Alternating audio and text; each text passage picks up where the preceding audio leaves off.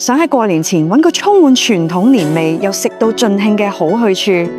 跟住咧，我哋趣明假期 CEO 系列一齊搭高鐵北上潮汕，體驗最地道嘅廣式年戲。第一日，我哋從香港西九龍站輕鬆直達潮汕。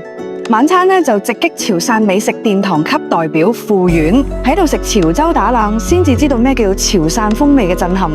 2晚連住汕頭閣下萬豪酒店，豪華舒適嘅環境，正好為未來2日嘅精彩行程充電。第二日早晨，先去淡浮苑同潮人公園，感受潮汕文化中嘅一份清雅同底蘊。之後當然要去中國4大古橋之一嘅廣濟橋，睇下古人嘅智慧結晶。行過古城牌坊街，彷彿穿越時空，感受歷史嘅厚重與繁華。午餐試下新派潮菜韓上樓，將傳統潮菜加入創意，令人耳目一新。晚餐升級品味唔現代潮菜，體驗潮汕美食可以點樣做到極致精緻同高雅。最後一日朝早，直奔龍眼北路年貨市場大掃檔，呢度先係最正宗、最有氣氛嘅廣式年味辦年貨嘅不二之選。